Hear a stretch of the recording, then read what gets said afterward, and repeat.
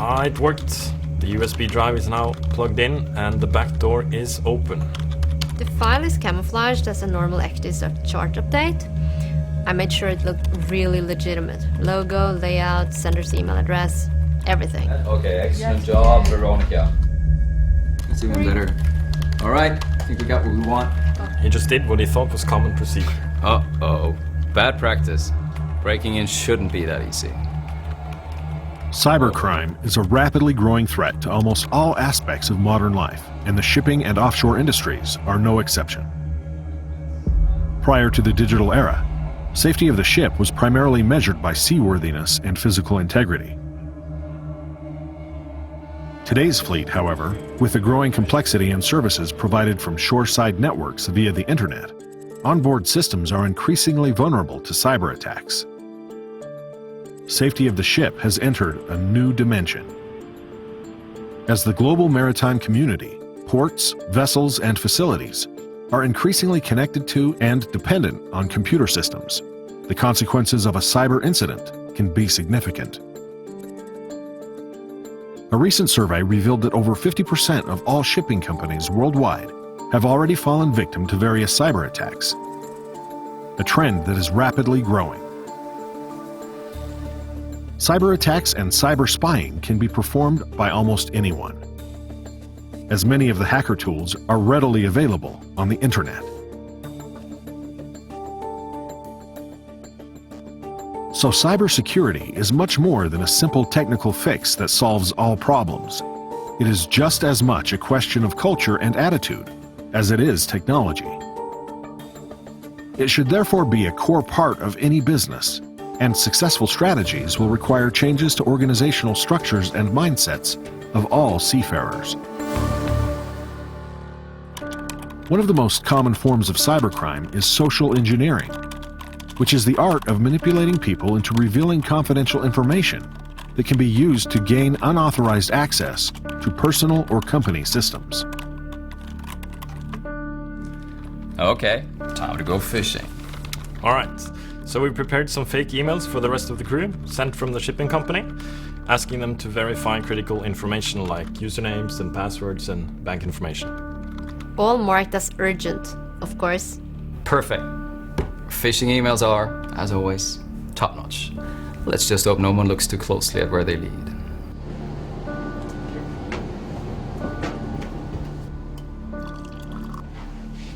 So-called phishing emails is a widely used method, asking you to click on a link, and because the email seems to come from a trusted source, you follow the instructions provided.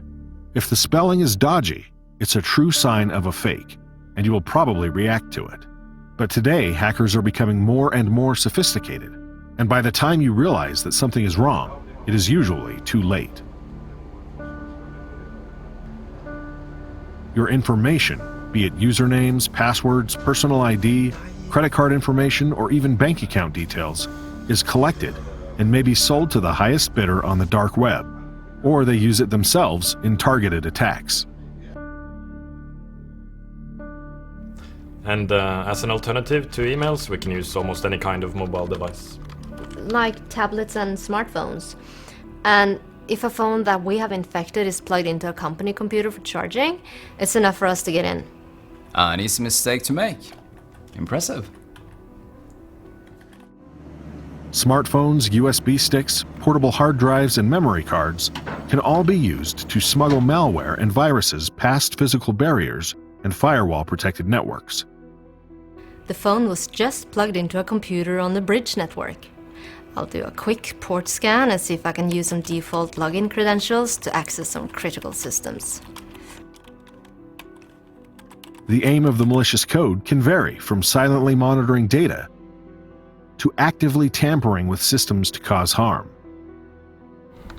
Okay, we're on a roll. Any other systems we can access? I've also detected an open wireless router connected to the Satcom network. They're probably using it to download computer games or stream movies or something.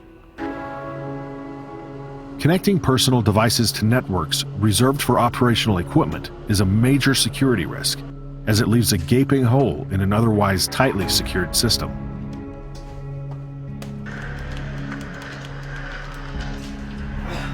the operating system on that computer hasn't been updated for ages and contains more security holes than a Swiss cheese. Ha! Took me less than 10 seconds to get access to their webcam. I used a generic hack that has been around since I was in high school. Now, let's see if we can whip up a surprise for these guys later on. Okay, guys, have fun while it lasts. And now, the final showdown. I have a few scripts prepared. Should I try my ghost ship program? Now, according to the AIS, the ship should be in open waters, so I think we can safely have some fun on their behalf. Go ahead. And if you could access any webcams on the bridge, that'd be great to see. Okay, so I've got access to the CCTV on the bridge wing and the audio from the VDR. Here you go.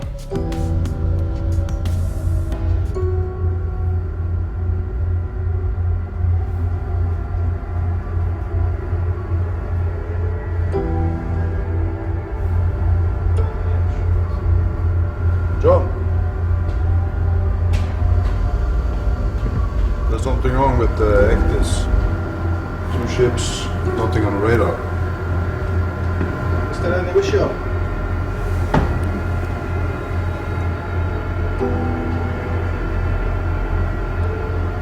Can't see anything. There's no issue. Was there something wrong with Ectis then? This is just incredible. Now let's slow down the propulsion.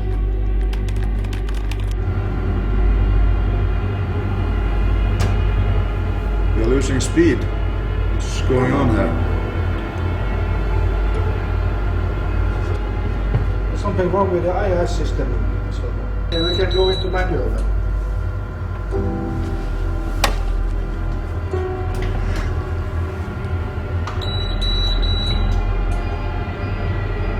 Still no response.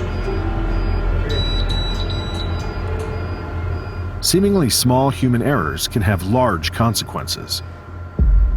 The navigation system can also be manipulated by electronic GPS spoofing devices, sending incorrect GPS signals, telling you that you are in a different position than what is actually the case. This type of attack doesn't require access to the vessel's network or internal systems.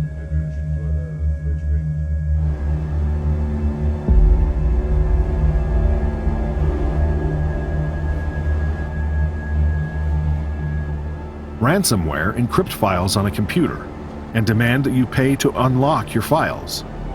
Once the malicious software has infected one computer, be it a personal or company computer, it may spread to others connected to the same network, quickly making it impossible to perform common tasks.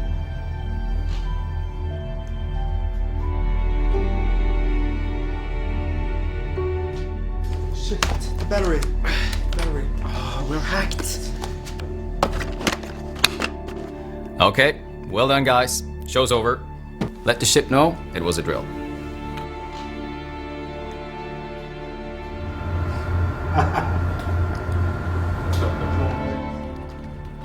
We are not real hackers. This was a penetration drill. But it could have been people with the wrong intentions deciding to perform an attack on the ship you are sailing on. And that is why we ran this drill. That is why we run any kind of drill. We need to learn to identify, understand, and manage the cyber risks. We need to implement cybersecurity in our operational procedures at the same level as any other risks in shipping. So how do you avoid becoming the next victim of a cyber attack? Let's look at some best practices. First of all, it's all about not letting anyone or anything uninvited into your computer systems or other critical systems. Just as you don't let uninvited guests enter your ship's gangway. Now, how do you do that? Well, start by securing your computer devices, making sure antivirus software, firewalls, and email spam filters are installed and activated.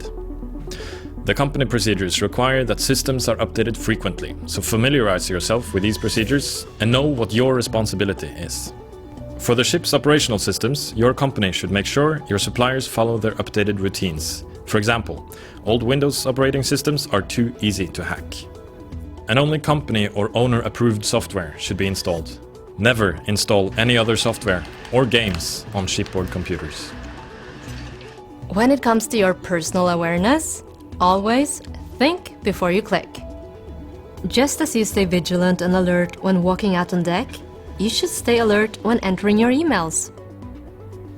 Hackers want you to act first and think later.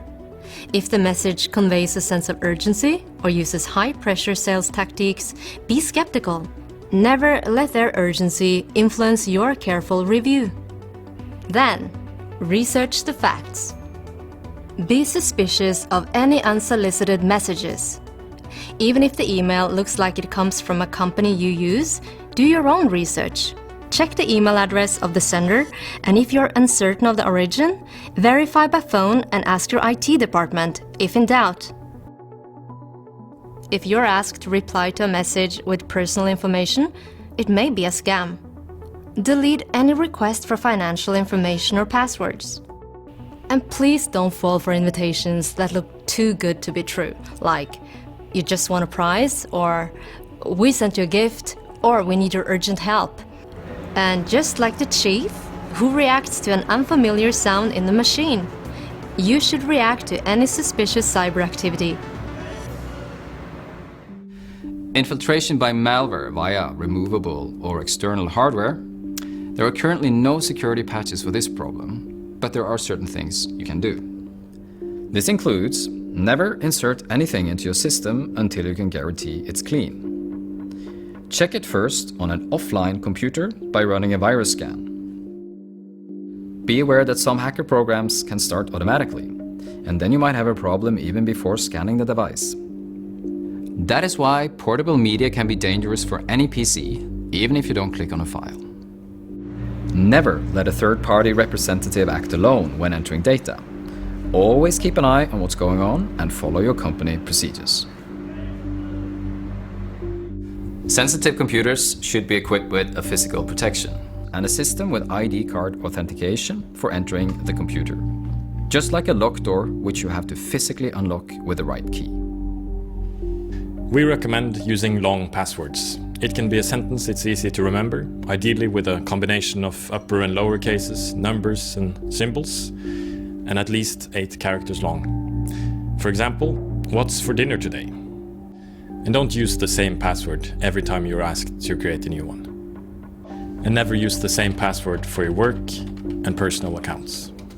But it's not recommended to update it too frequently, as this may result in a chaos of passwords to remember. If you need to write it down, keep it out of sight. A picture may be taken in good faith, posted on Facebook, and there you go.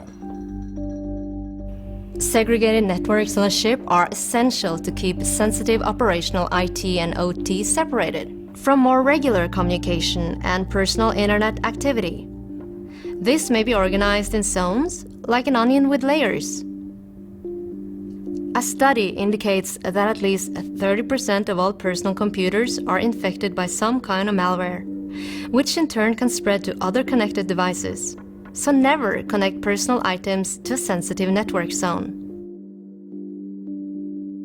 When guests or service people come on board with their USB sticks or memory cards, etc., to obtain or leave information and documents, the safest approach is to arrange a separate USB upload-download station for this service, avoiding the danger of influencing your equipment.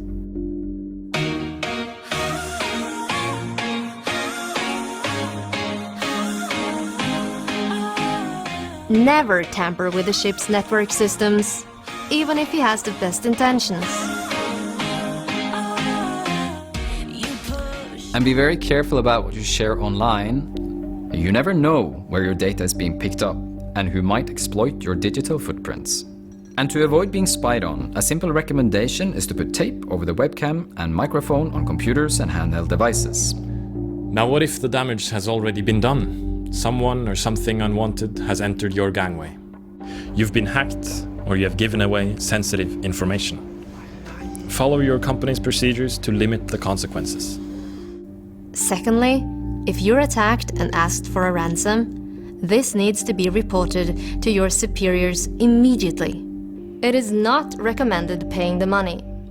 You will not always get the files back anyway, And by paying, you are encouraging the hackers to continue their business.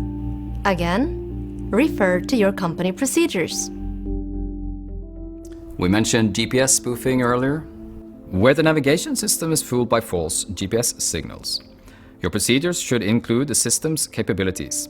For example, what can go wrong and how to prevent it. And any company should have a backup plan in case of a non-functioning ECDIS in narrow navigation channels. Now, one thing we have yet to mention. We all make mistakes. It may be clicking the wrong button, pulling out the wrong cable, forgetting to connect a disconnected cable, sharing the ship's coordinates by sharing pictures or snaps from your smartphone, or any other action described in our drill. But if and when an unintended error happens, it must be reported. I'll repeat that. Human errors must always be reported. By reporting, things can be fixed.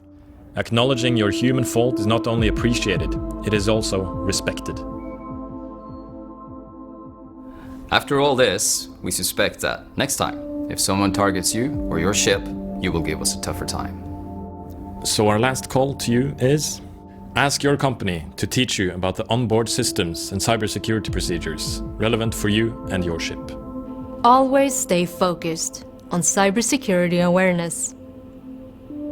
The authorities have given ship owners and managers until 2021 to incorporate cyber risk management into ship safety and ship procedures.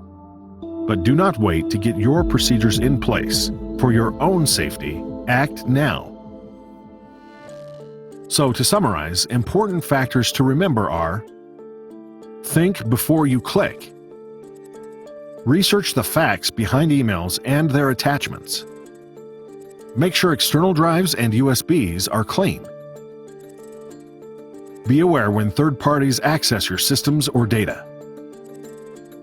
Protect your passwords.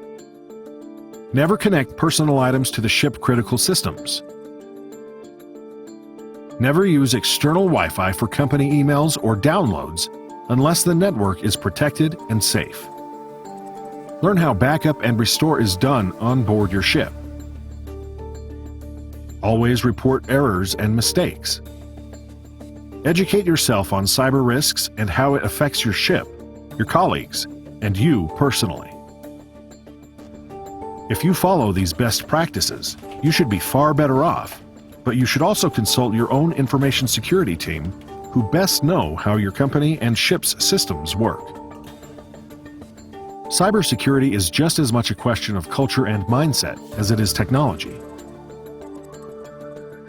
GARD and DNVGL hope the maritime industry will establish and follow best practices. We also encourage you to share your knowledge and attitude with colleagues, friends, and family members. Further information and knowledge can be obtained by contacting GARD or DNVGL for the campaign toolkit and for educational seminars.